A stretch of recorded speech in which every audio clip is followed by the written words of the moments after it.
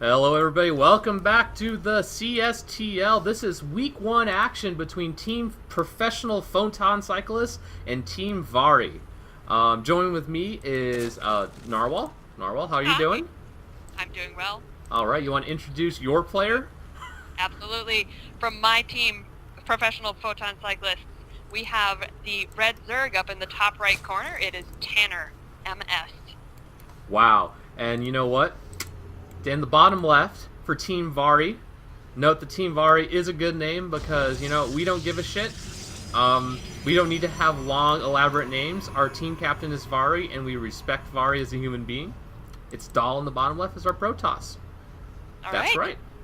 So, yeah, it looks like casters are on opposing teams, and players are on opposing teams by definition. However, I have more to say about Protoss play than I have to say about Zerg play, so I feel like I will be speaking more for Dhal in his play than I will be for my own team member. Oh, and Protoss is broken as shit, so yeah, I'm just gonna... and Dahl's Australian, so I mean, I got nothing. I'm gonna be shitting on Dahl this entire game. It's fine though. So we've got quite a lot of banter between these two already. So yeah, they're talking friends. about practicing and just who's been laddering and so forth. And now we're finally coming to the good luck, have fun, and they're in the game now. Oh, but did Dahl say good luck, have fun? Let me check. I mean, oh, he just did a Not hummingbird. Oh, are you that far behind in the replay? He said good luck. oh no, I'm right there. Oh, okay, good. Yes, he Yep. said good luck, no have fun. Dahl's serious mode. When you're on, Well, you know, between Dhal and Hummingbird, one of them says good luck and the other one says have fun. So between them, they are a mannered person. ah, yes. Well, let me tell you this, Narwhal. Have you ever been in an Australian prison before? I have only been to like a police station. In Australia? No, not in Australia. No, I've never been to Australia. But Okay. the closest I've been to any kind of prison is like the juvenile delinquent cells that they have at the police stations. Okay, so let me tell you what happens. So just to point out, Tanner going for an early pool here, be able to put pressure on what presumably would have been a Forge Fast expand, but it turns out Dahl actually doesn't like FFEing on this map. But back to the real topic at hand, Australian prison. It's a pretty big place to kind of defend with the wall there. So I mean, that makes sense to me. It is. I personally would not want to Forge Fast expand over here either. So. No, it's a pretty big... Anyways, that's not the point. We're not here to talk about Starcraft 2 strategy. We're here to talk about Australian prisons. Oh wait. And so, I mean, the Penny Arcade community, of which the CSTL is run for. If you want to check us out, you can join us on the North American server channel PA, or you can go to the Penny Arcade forums at pennyarcade.com. We are not officially affiliated with PA. I just need to point that out.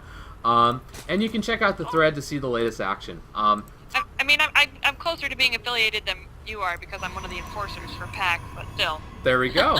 So if you're gonna check out PAX East in a month, 2 months, God damn it, Narwhal, help me. When is PAX East? It'll be in April. April. All right. So a couple months from now, you can check out Narwhal in a non. All right, we're done. Yeah, Anyway, we're done. Anyways, so Dhal thing a probe. He lost his probe. he did where? Did you not see him saying no and then the little Zergling? You're just not paying attention. No, I'm not. No, I'm like double checking things as I'm going along here because this is the boring part, really. Yeah, he sent out a probe and it had been down towards Tanner's southern third type of expansion, and the link was just right there, and unfortunately met his early demise. We see out of Dhal. Actually, I noticed this out of his play a lot. He's got 2 sentries like right away. He goes very heavy on the sentries.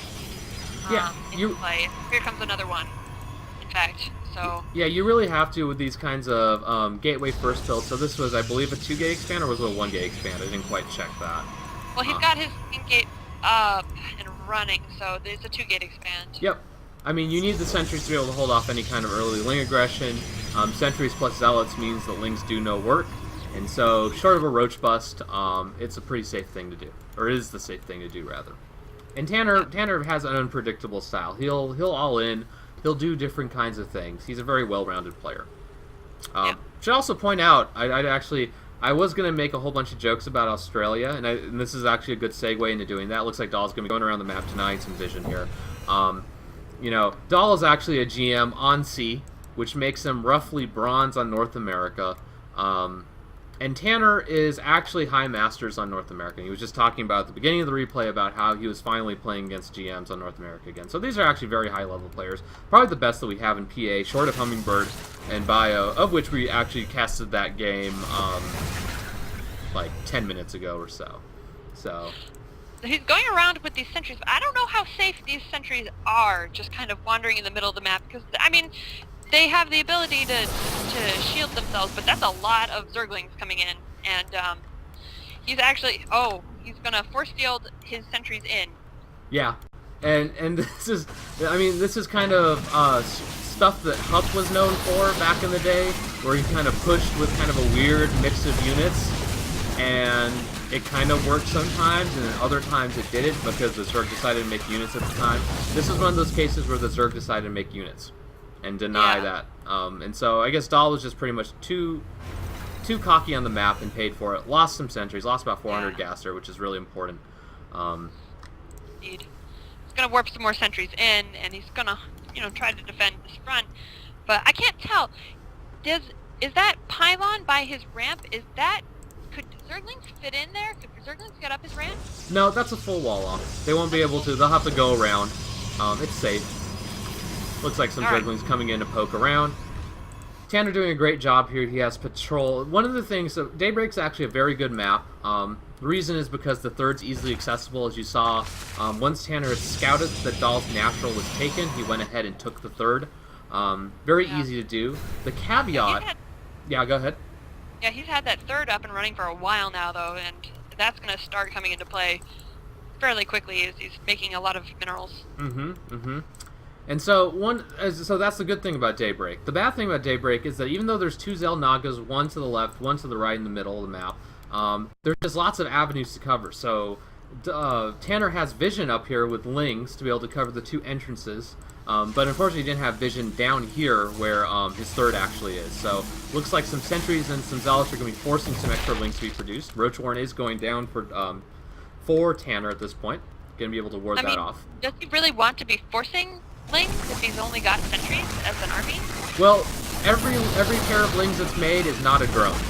And really what you need to be doing in the mid-game is making sure that the Zerg does not drone up too much. So, even though that looked kind of bad, it actually wasn't that bad. He did lose kind of more sentries than he should. That was pretty much the bad thing. He could have done positioning better there. He's got only 2 left and they're fairly low on health. Yeah, and so now he's got a lot of roaches coming in. And look, he's got Stalkers, so he's going to be able to do some damage here. Going to force a lot more units. 18 Lings about to pop. Should be able to ward off these Stalkers. Hopefully if they don't come in piecemeal like that, though. But he should be able to hold this off, I have a feeling, between Roach and Ling reinforcements. Looks like Dahl actually has quite a bit of stuff. He's actually set up 2 proxy pylons. I actually practiced with Dahl quite a bit on this map, and he likes throwing on these proxies around where the 4th would be for the Zerg. It looks like he's actually going to deny the natural, or the 3rd. This is actually very huge for Dahl. So, this will go down, but back in Tanner's base, he's assembling quite a sizable force. Or starting to come in and around. Yep, it looks like he's going to try to set up a pinch here, but Dahl wisely pulls back to the proxy pylon to be able to be a little more defensive. And really at this point, Dahl does not need to stick his nose out. And I'll go home at this point and try and set up a 3rd, but I feel like he's pushing up in here and... Yeah, he's going to be doing... It's going to be close. It's a lot of roaches. Lings coming streaming in. Yeah. Good force fields from Dahl holding off that force, but he's very susceptible to a run-by right now. Although he does have a full wall off, so he'll be safe there, but no cannons to be able to actually ward off Lings that try to come in. Looks like some Lings coming in. Going to start taking out the proxy pylons of Tanner, or of Dahl, rather. Yep. Forcing Dahl's army to kind of maneuver back and forth in places it doesn't want to be. And it looks like eventually Tanner is going to be able to ward this off, thanks to some good run-bys. Roach is kind of getting stuck here, actually. It looks like Dahl's actually doing a great job of holding off Roaches from multiple fronts here. both of those pylons have gone down. He's got one a little bit further to the south. They're going to come in and wrap around up here. Yeah, it looks like the Stalker's marching into the natural. Tanner does have Burrow, but he hasn't really employed it yet. Probably waiting for, well, hopefully waiting for the Stalkers to come in and overcommit themselves before he shows his hand. Oh, and it looks like Dhal GG. He's going to surround Dhals, and he's going to GG, yeah. And that's that. So game 1 goes to Tanner. Hooray, Tanner! Well, that's unfortunate. Dhal is on my team. So, final thoughts on that game? Just too much stuff, and I don't know. I feel like Dhal should have, hung back, started teching up a little bit, and he just kept trying to warp in gateway units, and he didn't really get anything else. Didn't really tech up, so. Yeah, this was 3, 4, 5, 6, 7. I didn't actually say it. 7 gate, all in. But I mean, after you deny the third, you actually, looking at the drone counts real quick, a 10 drone deficit. So if Dhal had backed off after killing the third, he would be probably even and continue rather than trying to push his luck further and trying to end the game there. So a little bit of over-aggression from Dhal. Could have been a longer game, but Tanner takes it up 1-0, and so we'll have game 2 in a minute.